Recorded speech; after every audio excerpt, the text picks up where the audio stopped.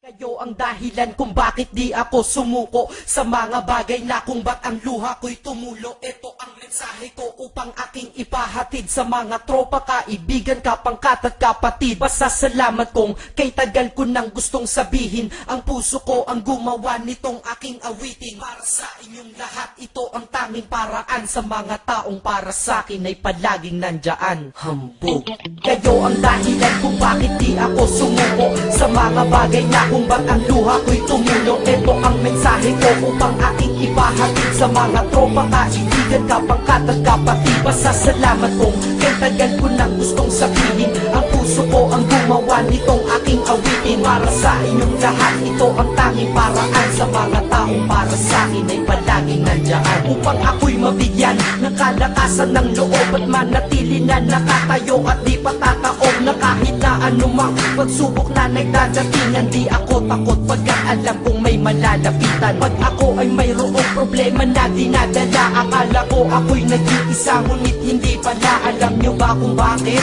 Kasi andyan sila, handa na iabot ang tulong nagmula sa kanila. Walang reklamo at walang hinihingi na kapalit. Kaya di lang kaibigan ko rin ko kundi sang malapit na kapatid. Sila'y kinikilala kong ikalawa na pamilya. Wag ko daw isiping mag-isa ka pa. Dahil sila'y aking sandalan, di ako pinabayaan. Damahin ko kalungkutan, di nila pinapayagan. Kung wala kayong lahat kaibigan ko, marahil wala na rin ako. Ngunit nandito pa ako dahil kayo ang dahilan kung bakit di ako sumuko sa mga bagay na kung ba't ang luha ko'y tumulo. Ito ang mensahe ko upang aking ipahatid sa mga tropa, kaibigan, kapangkat at kapatid. Pasasalamat kong kay tagal ko nang gustong sabihin. Ang puso ko ang gumawa nitong aking awitin. Para sa inyong lahat, ito ang tanging paraan. Sa mga taong para sa akin ay palaging nandyan. At di kayo nawawala at di ako tinalikuran. Yan ang dahilan kung bakit hindi ko kinalimutan ang aking pinagmulan. Pakikisama nangunguna. Pag nakita ka ng tropa, sasabihin shot ka muna. Pag nabadrip sa pamilya, lalabas ka lang ng bahay. Lakad lang ng konti, andyan sila at merong tagay na inyong pagsasaluhan at inyong pinapaikot. Simpleng tulong yan nilang unti-unting pinapalimot. Ang problema mong pasan-pasan sa mga pangyayari sa tahanan o sa pera o kahit pa sa babae. Kahit sa gulo o away, tila pa mga sundalo. Di pwedeng maiwan ang isa, manalo o matalo. Ganyan ang kaibigan ko, mas kilala bilang barkada. Kung ako'y mamamatay na bukas,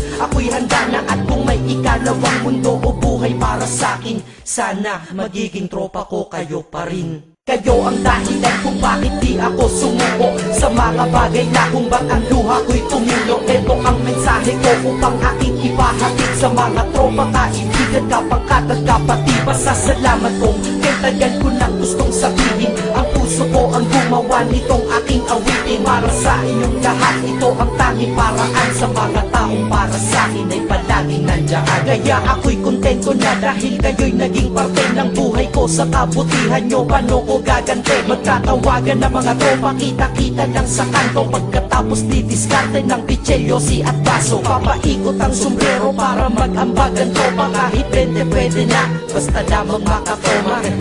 Ganito kami, at least magkakaramay. Kaya wag kang magtaka kung ba't masasaya ang tambay. Dahil tambay ay binubuo ng samahan na tunay. May kaibigang adik, mabait, iba ay merong sungay. Oo, iba-iba ang aming mga katauhan, pero iisa ang grupo pag sa trip at kagaguhan. Pag ika'y nalulungkot, kanino ka ba lumalapit? Pag nais mong bumitaw, kanino ka ba kumakapit? At kanino ka lumapit sa oras ng kagipitan? San pa ba? Diba sa kaibigan? Kayo ang dahilan kung bakit di ako sumuko sa mga bagay na kung ba't ang luha ko'y tumulo. Ito ang mensahe ko upang aking ipahatid sa mga tropa, kaibigan, kapangkat at kapatid. Pasasalamat kong kay tagal ko nang gustong sabihin. Ang puso ko ang gumawa nitong aking awitin. Para sa inyong lahat, ito ang tanging paraan. Sa mga taong para sa akin ay palaging nandyan. Salamat. Acero Records, Sad Productions, hambog ng Sad Pro Crew.